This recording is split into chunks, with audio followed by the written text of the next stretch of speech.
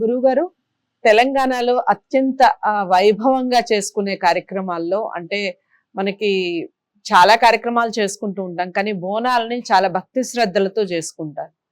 ఇంకా మనకి పెద్దమ్మ గుడి దగ్గర బోనాలంటే మాత్రం అందరూ ప్రతి ఒక్కళ్ళు కూడా హాజరవ్వటం, ఈవెన్ గవర్నమెంట్ కూడా చాలా సపోర్ట్ చేయటం తెలంగాణ వచ్చిన తర్వాత చాలా వైభవంగా చేసుకుంటూ ఉంటారు. బోనాలకి ఎందుకు అంతటి విశిష్టత? బోనాలు చేసుకోవటం వలన వచ్చే మంచి ఫలితాలు ఏమిటి? ఈ విషయాల గురించి చెప్పండి. చాలా మంచి ప్రశ్న. శ్రీ గురుభ్యో నమః. శ్రీ మహాగణాధిపతయే నమః. అరుణాం కరుణాతరంగితాక్షిం ధృతపాశాంకుశపుష్పబాణచాపాం అనిమాదివిరయూవృతాం అయోకైః అహమిత్యేవ విభావయేద్ భవాని. అమ్మ, బోనము అంటే అర్థం నైవేద్యము అనేటువంటి ఒక అర్థం. దాన్ని ప్రాకృత భాషలోకి తీసుకెళ్లేటప్పటికి బోనము అని చెప్పి అన్నారు. అసలు బోనం అంటే నైవేద్యం. ఈ నైవేద్యం అమ్మవారికి ఆషాఢ మాసంలోనే పెట్టాలా, తక్కిన రోజుల్లో పెట్టకూడదా అంటే ఆషాఢ మాసంలో పెట్టేటువంటి ఒక నైవేద్యం చాలా ఘనమైనటువంటిది అమ్మకు. ఎందుకు అంటే ఆషాఢ మాసంలో ప్రకృతి పులకించి ఉంటుంది. మంచి వర్షాలు పడడం, మనకు రోహిణి కార్తీ అంటే మే 24-25 తేదీల నుంచే మనకు వర్షాకాలం ప్రారంభం. నిజాన్ని కూడా చెప్పాలంటే రోహిణి కార్తీ ఎప్పుడైతే ప్రవేశమైందో అప్పటి నుంచి వర్షాలు పడుతూ ఉండడము, మృగశిర కార్తీలో వర్షాలు విపరీతంగా పడి వేసినటువంటి విత్తనాలన్నీ కూడా మొలకెత్తి భూమంతా కూడా ఆకుపచ్చ చీర కట్టుకొని ఉన్నట్టుగా ఉంటుంది.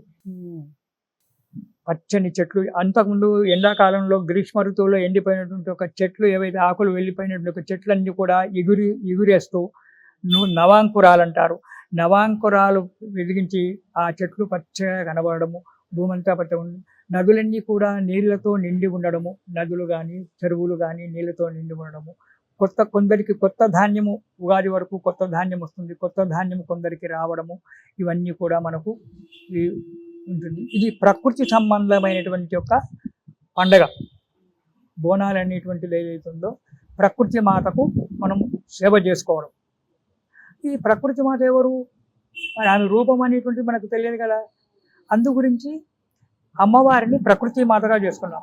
అయితే ఈ ప్రకృతి మాతను మహాకాళి అని చెప్పి, ఎల్లమ్మ అని చెప్పి, పోచమ్మ అని చెప్పి రకరకాల పేర్లు పెట్టుకుని ఈ ప్రకృతిని మనం సేవిస్తూ ఉన్నాం. అమ్మ ఒకటే, కానీ మనము రకరకాల పేర్లు పెట్టుకొని ఈ అమ్మను సేవిస్తూ వస్తున్నాము. అలాంటిది ఈ ఆషాఢ మాసం వచ్చేటప్పటికి ప్రకృతి అంతా కూడా మంచిగా సుందరంగా తయారై ఉంటుంది. ఎక్కడ చూసినా పచ్చని పొలాలు, ఆనందంగా ఉంటుంది, జలాలు ఉంటాయి, ఎండబాల తగ్గిపోయి మంచి చల్లటి గాలి, చల్లటి వాతావరణము. ఎక్కడ వెళ్ళినా కానీ కంటి చూపు అందినంత మేరకు పచ్చని పొలాలు పచ్చగా కనబడుతుంది, ప్రకృతి ఆనందంగా పులకిస్తూ ఉంటుంది. అయితే పెద్దలు చెప్పడం ఏంటంటే ఈ ఆషాఢ మాసంలో అమ్మవారు ఆ ప్రకృతిదేవి భూమి మీద తిరుగుతూ ఉంటుంది. రెండవది, ఈ ఎప్పుడైతే జలాలు, చెరువులు, వాగులు అన్నీ కూడా పొంగి పొర్లుతున్నాయో భూమి అంతా కూడా బురదగా ఉంటుంది. దానివల్ల కొన్ని అంటువ్యాధులు రావడానికి కూడా ఆస్కారం ఉంటుంది. కలరా, మసూచి ఇలాంటి ఒక వ్యాధులు రావడానికి కూడా అలా ఉంటుంది. అలాంటి వ్యాధులకు ఈనాడంటే సైన్స్ పెరిగింది, రకరకాల వ్యాక్సినేషన్ ఇస్తున్నారు, తగ్గిస్తున్నారు వ్యాక్సినేషన్. కానీ ఆనాడు ప్రకృతి మాతను ప్రార్థించే రోగాలు తగ్గించుకున్నారు.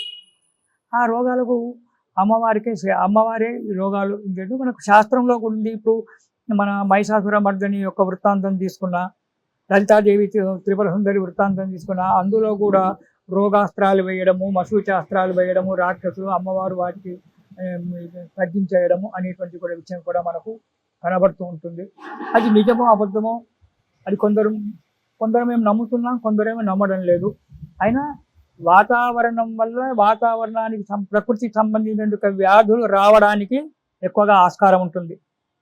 ఇది దోమలు పెరిగిపోతుంటాయి ఆషాఢ మాసం వచ్చేటప్పటికి. ఇటు మన ఈగలు ఇవన్నీ పెరుగుతుంటాయి. వాటి వల్ల రకరకాల అంటువ్యాధులు రావడానికి ఆస్కారం ఏర్పడుతుంది.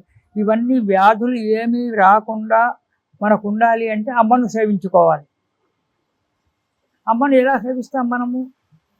అమ్మకు ఇష్టమైన ఒక పదార్థాన్ని పెట్టి సేవించుకోవాలి. నైవేద్యం పెడితే ఆమె తృప్తి పడుతుంది. ఆమె భూమి మీద సంచరిస్తుంది కాబట్టి ఆమెకు నైవేద్యం పెట్టాలి. ఆ నైవేద్యమే బోనము అన్నారు దాన్ని.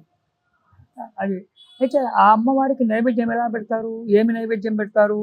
అదే అడుగుదాం అనుకుంటున్నాను నేను. అమ్మవారికి అసలు ఏ నైవేద్యాలు పెట్టాలి? అమ్మవారికి నైవేద్యం పెట్టడం ఏమిటిది అంటే జీవహింస చేయమని అమ్మవారు ఎక్కడ చెప్పలేదు. మనకు లలితా నామాలలో కనబడుతుంది, లలితా సహస్రనామాలు చదివితే కనబడుతుంది మనకు. గుడాన్న ప్రీతమానసాహ అంటాడు. బెల్లపన్నము నైవేద్యం పెట్టండి అన్నాడు. ఆమె బెల్లపన్నం అంటే నాకు చాలా ఇష్టము, బెల్లపన్నము నైవేద్యం పాయసం బెల్లంతో అది కూడా చక్కెరతో కాదు, బెల్లంతో చేసిన పాయసం నాకు నైవేద్యం పెట్టండి రా నాయన అన్నాడు. ఈనాటికి కూడా వీళ్ళు మాంసం తిన్నా, ఏది తిన్నా, బ్రాండీలు తాగినా, విస్కీలు తాగినా, ఏవి తాగినా అది మన పొట్ట నింపుకోవడానికి, అమ్మవారికి కాదు. అమ్మవారికి కావాల్సింది ఏంటిది? మంచిగా బెల్లపన్నం వండుతారు, దాన్ని ఒక కొత్త కుండలో పెట్టేస్తారు, దానికి మంచిగా అలంకారం చేస్తారు, బెల్లపు పానకం చేస్తారు, అది తీసుకెళ్ళి అమ్మవారికి నైవేద్యం పెడతారు. కొందరు ఈ మూర్ఖత్వం చేత జీవహింస అమ్మవారి ముందే చేస్తున్నారు, కానీ ఆమె జీవహింస చేయమని ఎక్కడ చెప్పాలి. జీవహింస వల్ల నేను తృప్తి పడతానని చెప్పలేదు. గుడాన్న ప్రీతమానస, బెల్లపన్నము మాత్రం నాకు నైవేద్యం పెట్టండి, మిమ్మల్ని కాపాడుతానని చెప్పింది. ఇంకోటి చెప్పింది మాంసనిష్ట అని చెప్పి లలితానామాలలోనే ఉంది. అది కూడా మాంస అనిష్ట విడదీసినట్టయితే, మాంసం నేను కోరడం లేదు, మాంస నిష్ట, నీ మాంసంలోనే నేనున్నాను, ఇంకా వేరే మాంసం నాకెందుకురా. అమ్మవారి నామాలు కనుక మనం విశదీకరించి దాన్ని కనుక మనం విపులీకరించుకున్నట్టయితే, మాంస అనిష్ట, మాంసాన్ని నేను కోరడం లేదు, ఇష్టం లేదు నాకు. మాంస నిష్ట, నీ యొక్క శరీరంలో ఉండబడే యొక్క మాంసంలోనే రక్తరూపం, రక్తవర్ణ మాంసనిష్ట గుడాన్న ప్రీతమానస అంటాడు.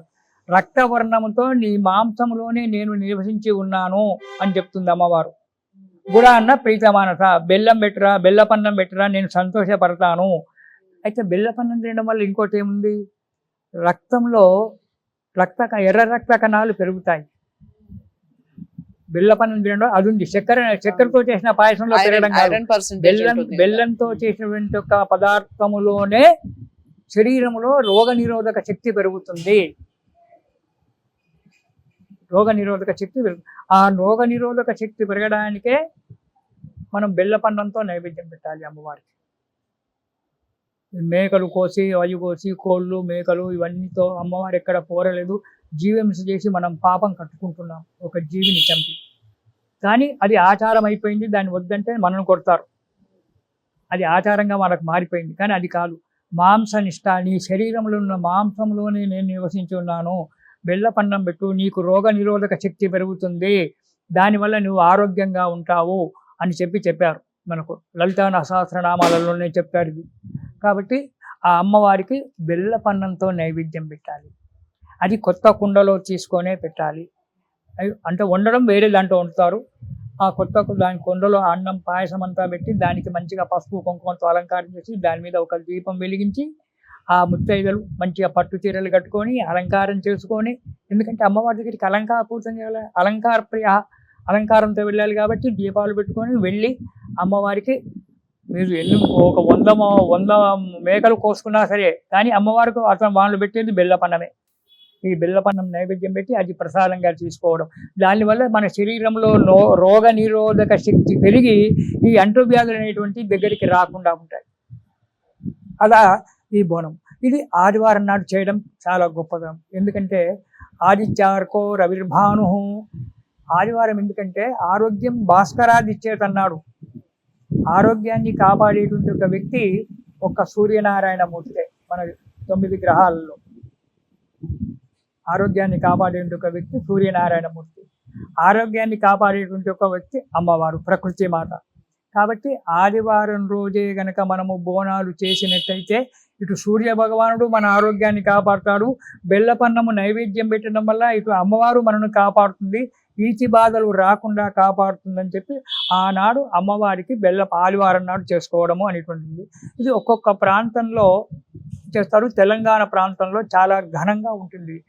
ముందుగా మన హైదరాబాదులో గోల్కొండలో ఉన్నటువంటి ఒక అమ్మవారికి రేపు మొదటి ఆషాఢ మాసం ప్రారంభంగానే మొట్టమొదటి నాడు అమ్మవారికి బోనం చేస్తారు, నైవేద్యం పెడతారు. అక్కడి నుంచి మనకు బోనాలు. రెండవ వారం వచ్చేటప్పటికి మన సికింద్రాబాద్లో ఉండబడి ఒక మహాకాళి దేవతకు చేస్తారు. అక్కడి నుంచి తక్కిన ప్రాంతాల్లో మూడవ వారము లాల్ దర్వాజా అమ్మవారికి, సింహవాహిని లాల్ దర్వాజా అమ్మవారికి బోనాలు చేస్తారు. అక్కడి నుంచి ప్రతి గ్రామంలో చేస్తూనే ఉంటారు. ఇలా బోనాల పండుగ మహాప్రాచుర్యం, అది కళ్ళతో చూడవలసినటువంటి ఒక విషయం అమ్మ. అంతమంది గుమికూడిన, అంతమంది ఉన్నప్పటికైనా వర్షం పడుతూ ఉంటుంది, వీళ్ళు దీపాలు తీసుకొని వెళ్తారు. సామాన్యంగా దీపాలు ఆరిపోవమ్మ, గాలికి వస్తాయి. నేను ఎన్నోసార్లు పరీక్షతో ఇక్కడ నిలబడే చూశాను. నేను గాలి వస్తుంది, దీపాలు ఆరిపోవు, చినుకులు పడుతూ ఉంటాయి, దీపాలు ఆరిపోవు. ఆనందంతో వీళ్ళు శివశక్తులు, శివమంటారు, శివశక్తులు వస్తుంటారు, సిగాలు ఊగుతుంటారు, డోలు వాయిస్తుంటారు, ఆనందంగా గంతులు వేస్తూ అవి తీసుకొని వెళ్తుంటే ఎంత ఆనందమయమమ్మా. ఆ చతుషష్ఠి యోగిని దేవతలు అమ్మవారి దగ్గర ఉండేటువంటి ఒక 64 కోట్ల దేవతలు ఎవరైతే యోగిని దేవతలు ఎవరుతున్నారో వాళ్ళంతా ఈ ముత్తైదులే కదా అనిపిస్తుంది. నా ఆలోచన, నాకు అనిపిస్తుంది. ఆ 33 కోట్ల దేవతలు అమ్మవారి దగ్గర, 64 కోట్ల చతుషష్ఠి 64 కోట్ల దేవతలు అమ్మవారి యొక్క సైన్యం, యోగిని దేవతలు.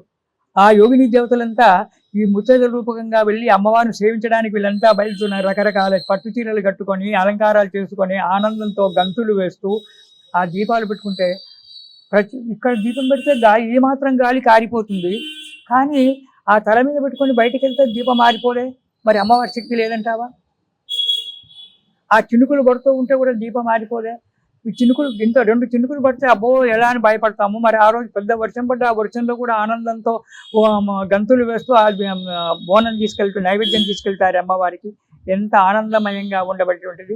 ఇవన్నీ కూడా మనకు ఎందుకు చెప్పారంటే, రోగ నిరోధక శక్తి పెరిగి అంటువ్యాధుల దగ్గరికి రాకుండా ఉండడానికి, ఆ ప్రకృతి మాత అయినటువంటి దానికి కళా కాష్టాది రూపేణ పరిణామప్రదాయిని అని చెప్తాడు మన చండీ సప్తశతిలో. ఆమె నిమిషమాత్రంలో ఒక కళ, అంటే నిమిషంలో 60వ వంతులో 60వ వంతు కూడా ఒక్కసారి కన్ను తెరిచి చూస్తే మన జీవితాలు సఫలమైపోతాయి అని చెప్తుంటారు. అందు గురించి ఆమెను వేడుకోవడానికి ఈ బోనాల పండుగ మనం చేసుకుంటూ ఉంటాము, బోనాలు చేసుకుంటూ ఉంటాము. ఇక్కడి నుంచి ఆ తర్వాత ఈ ఆషాఢ మాసం అయిపోయిందంటే మళ్ళీ శ్రావణ మాసము, వరలక్ష్మి వ్రతాలు, నాగల పంచమి, వరలక్ష్మి వ్రతాలు, వ్రతాలు అన్ని చేసుకుంటారు. అసలు మనం చెప్పాలంటే మన భారతదేశము ఒక కర్మభూమి, వేదభూమి, కర్మభూమి. ప్రకృతి సేవనే మనదంతా కూడా. ఒక రాయిని పూజిస్తాం, ఒక చెట్టును పూజిస్తాం, ఒక గుట్టను పూజిస్తాం. కుక్క వచ్చిందంటే కుక్కను కొట్టము, కుక్కను కాలభైరవుని పూజిస్తాం. అటువంటి యొక్క సాంప్రదాయం ఉన్నటువంటి యొక్క మనది భారతదేశం. కుక్క అంటే శివుడి యొక్క ఇది శివస్వరూపము, కాలభైరవుడు అని చెప్పి అతని కుక్కకు కూడా మనం సేవ చేస్తాం. గాడిద వచ్చిందంటే గాడిద కొడక అని చెప్పి మనం తిడతాం వేరే వాళ్ళను. కానీ గాడిద అంటే ఎవరు? శీతలాదేవి యొక్క వాహనం. శీతలాదేవి ఎవరు? రోగాలు రాకుండా, మసూచి వ్యాధి రాకుండా కాపాడేటువంటి యొక్క, మనం ఈనాడు స్మాల్ పాక్స్, చికెన్ పాక్స్ అంటున్నాం. అలాంటి యొక్క మసూచి వ్యాధి రాకుండా కాపాడేటువంటి ఒక తల్లి శీతలాదేవి. ఆ శీతలాదేవి యొక్క వాహనము గాడిద. ఈనాడు కూడా వెళ్ళి చూడండి, కాశీపట్టణంలో శీతలా ఘాట్ ఉంది. అక్కడ ప్రతి సాయంకాలం గాడిదలు వచ్చి నిలబడతాయి. వాటికి కాళ్ళు కడిగి మనకి ఇక్కడ గోమాతకు ఎలా సేవ చేస్తామో అక్కడ కాశీలో ఆ గాడిదలకు ఆ విధంగా శీతలాదేవికి పూజ చేస్తున్నారు. ఓకే. అలా ప్రకృతి యొక్క సేవ చేయడము మన భారతీయ సాంప్రదాయం. ప్రతిదీ, వేప చెట్టు కనబడింది అనుకో, శీతలాదేవి యొక్క వృక్షం అది, ఆ వేప చెట్టుకు పూజ చేస్తాం. రావి చెట్టు కనబడింది, రావి చెట్టుకు అశ్వత్థ వృక్షం అని పూజ చేస్తాం. ఒక మర్రి చెట్టు కనబడింది, వటవృక్షం అని పూజ చేస్తాం. అలా ప్రకృతి సంబంధమైనటువంటి ఒక పండుగలన్నీ కూడా మనకు వస్తూ ఉంటాయి. అందులో ఈ ఆషాఢ మాసం మొదటి నుంచి మొదలుపెట్టినట్టయితే తిరిగి మనకు ఎప్పటి వరకు, మళ్ళీ హోలీ పండుగ వరకు మనకు అన్ని పండుగలు. అందుకే దీనికి తొలి ఏకాదశి అని చెప్పి ఆషాఢ మాసంలో, గురు పౌర్ణమి అని చెప్పి గురువారము, చాతుర్మాస వ్రతారంభము, ఇవన్నీ కూడా మనకు చెప్పుకుంటూ వచ్చారు. కాబట్టి ఈ అమ్మవారి యొక్క బోనాలు చేయడము, బోనాలు చూడడము, చెయ్యడము, అమ్మవారికి నైవేద్యం పెట్టి ఆ పదార్థాన్ని మనం స్వీకరించడం వల్ల ఆ భగవంతుని యొక్క అమ్మవారి యొక్క కృప జరిగి మన శరీరంలో రోగ నిరోధక శక్తి పెరిగి ఆరోగ్యంగా ఉండడానికే ఈ పండుగలన్నీ అమ్మ. కాబట్టి ఈ బోనాల పండుగ అనేటువంటిది మన శరీరాన్ని మన ఆత్మను కాపాడడానికి చేసుకునేటువంటి ఒక పండుగ. ఇది మనం సంతోషంగా చేసుకోవాలి. ఆ జగన్మాత యొక్క కృపను పొందాలి, సంతోషంగా ఉందాం. ఇంతవరకు ఆషాఢ మాసంలో వచ్చేటువంటి యొక్క పండుగ విశేషాలు కొన్ని మనకు తెలిసినంత వరకు తెలుసుకున్నాము. తిరిగి మనము శ్రావణ మాసంలో జరగబోయేటువంటి ఒక పండుగల గురించి మళ్ళీ నెక్స్ట్ వీడియోలో మనం తెలుసుకుందాము. అంతవరకు మనమంతా కూడా ఈ పండుగలన్నీ జరుపుకుంటూ శ్రావణ మాసం ఎప్పుడు వస్తుందా అని చెప్పి ఎదురు చూసుకుంటూ కూర్చుందాము. స్వస్తి ప్రజాభ్య పరిపాలయంతాం న్యాయేన మార్గేణ మహిమహీషాః గోబ్రాహ్మణేభ్యః శోమస్తు నిత్యం లోకా సమస్తా సుఖినో భవంతు. చాలా చక్కగా వివరించారు. అమ్మవారి యొక్క బోనాలు ప్రతి ఒక్కళ్ళు ముఖ్యంగా తెలంగాణ ప్రాంతంలో అత్యంత భక్తి శ్రద్ధలతో జరుపుకునే పండుగల్లో ఇది చాలా ప్రాచుర్యం పొందింది. ప్రతి ఒక్కళ్ళు ఇంట్లో బోనాలు ఎత్తుకోవటం, ముఖ్యంగా ఆడపిల్లలు ఉన్న ఇంట్లో చాలా అంటే చాలా అంగరంగ వైభవంగా చేసుకునే పండుగ బోనాల పండుగ. అమ్మవారికి ఎలాంటి ప్రసాదాలు చేసుకోవాలి, ఏ విధంగా చేయాలి, ఎంత భక్తి శ్రద్ధలతో చేయాలి, దానివల్ల వచ్చే పుణ్యఫలం ఏ విధంగా ఉంటుంది, ఈ వీడియో ద్వారా తెలుసుకుందాం. తప్పకుండా ఈ బోనాలని అందరూ భక్తి శ్రద్ధలతో జరుపుకోవాలని కోరుకుంటూ ఈ వీడియోని లైక్ చేసి షేర్ చేయండి, ఛానల్ని సబ్స్క్రైబ్ చేసుకోండి. ఇలాంటి మరిన్ని మంచి వీడియోస్తో మళ్ళీ మీ ముందుకు వచ్చే ప్రయత్నం చేస్తాను. నమస్తే.